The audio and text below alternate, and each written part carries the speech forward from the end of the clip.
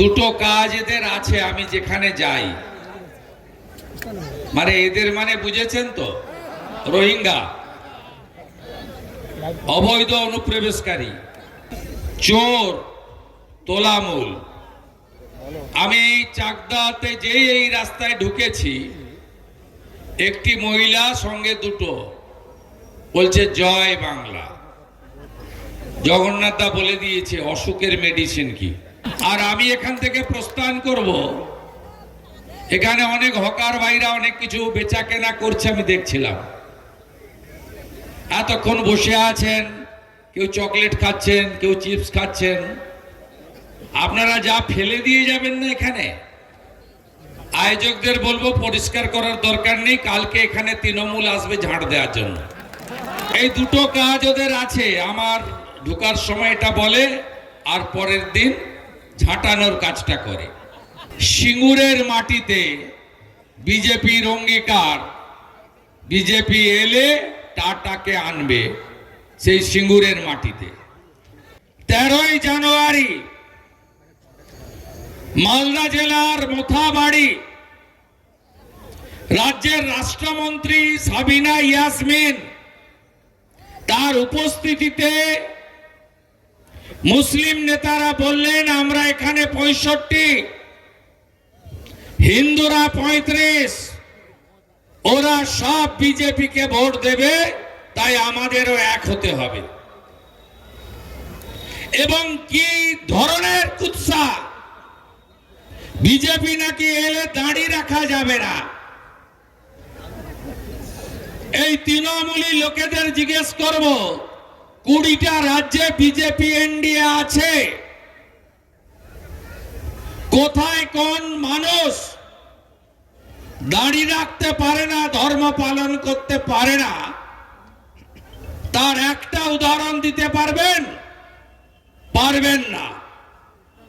তৃণমূলের খেলা শুরু হয়ে গেছে। ইলেকশন কমিশন গর্তে কার্বলিক অ্যাসিড ঢেলে দিয়েছে। যত বিষাক্ত সাপ ছিল তারা সব বেরিয়ে এসেছে। ফরাক্কার বিডি অফিস ধুলিস্যাৎ, সবাই দেখছে। মনিরুলের নেতৃত্বে, এমএলএর নেতৃত্বে ভাঙচুর, আর ভিডিওর চোখে নেবা হয়ে গেছে। তিনি বলছেন আননোন এফআইআর। কালকে চাকুলিয়াতে একই দৃশ্য,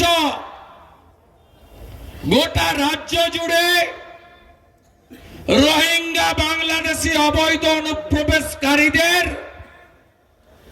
এই বাংলায়, এই ভারতে রাখার জন্য মরিয়া প্রয়াস, এসআইআর কে বানচাল করব। ইলেকশন কমিশনও ডোন্ট কেয়ার করছে। কেন করছে?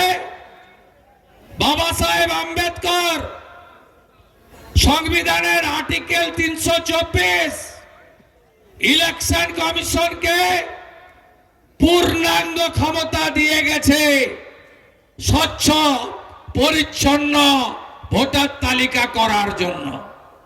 বিজেপির মাথা ব্যথা নেই যে 14ই ফেব্রুয়ারি ভোটার তালিকা বের করতে হবে। মাথা ব্যথা ইলেকশন কমিশনের আর তৃণমূল কংগ্রেস পরিচালিত রাজ্য সরকারের।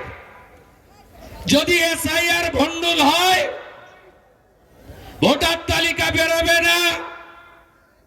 ভোটার তালিকা না বেরোলে নির্বাচনের নির্ঘণ্ট বেরোবে না। নির্বাচন না হলে ভোট গণনা হবে না। ভোট গণনা না হলে এমএলএদের নাম গেজেটে প্রকাশ হবে না। এমএলএদের নাম গেজেটে প্রকাশ না হলে সরকার তৈরি হবে না।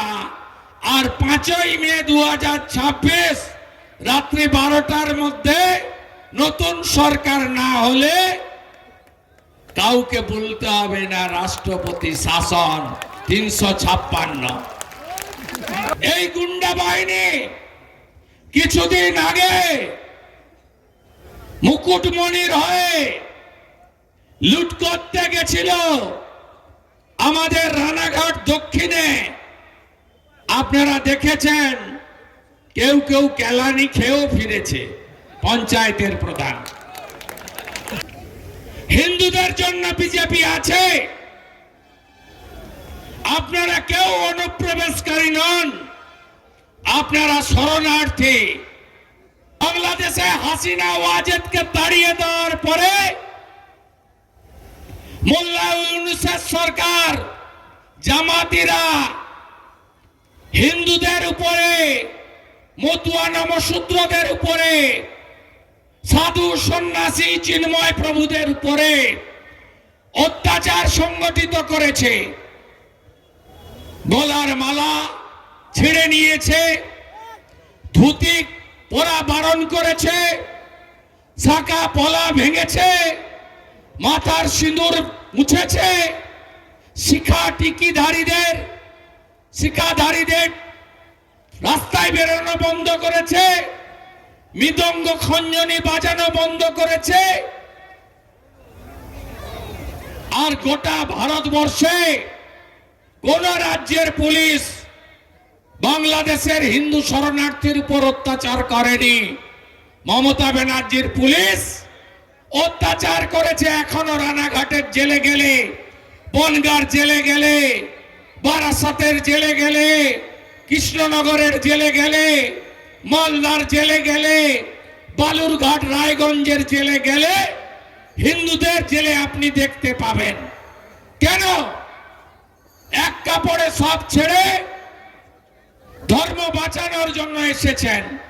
তাই নরেন্দ্র মোদীজি 1 সেপ্টেম্বর 2025 তিনি নির্দেশ জারি করেছেন, বাংলাদেশ থেকে ধর্ম বাঁচানোর জন্য আসা হিন্দুদের কোন পুলিশ কেশাগ্র স্পর্শ করতে পারবে না। এই লড়াই সনাতনীদের বেঁচে থাকার লড়াই। তৃণমূল মানে চোর, আপনারা জানেন। আমরা জানতাম কয়লা চুরি, বালি চুরি, বীরভূমের পাথর চুরি, বাংলাদেশ বর্ডারে গরু পাচার, শিক্ষাকর্মীর চাকরি চুরি, বারাসাতে মরে যাওয়া লোকের চোখ চুরি। আমরা কয়েকদিন আগে দেখলাম রাজ্যের মুখ্যমন্ত্রী ফাইলও চুরি করেন। আর গতকাল সুপ্রিম কোর্টে দেখলাম ইডির লয়ার বলছে পশ্চিম বাংলার মাননীয় মুখ্যমন্ত্রী শুধু ফাইল নয়, ইডির মোবাইল ফোনও চুরি করে নিয়ে চলে গেছে। তাই চারিদিকে আওয়াজ উঠেছে, জেনে গেছে জনতা, মোবাইল চোর, মোবাইল চোর, মোবাইল চোর, মোবাইল চোর। চোরেদের এনার্জি, চোরেদের এনার্জি, এই চোরেদেরকে হারাতে হবে। হরে কৃষ্ণ হরে হরে, জোর সে বলুন জয় শ্রী রাম, আরো জোরে জয় শ্রী রাম, সবাই মিলে জয় শ্রী রাম, আরো জোরে জয় শ্রী রাম।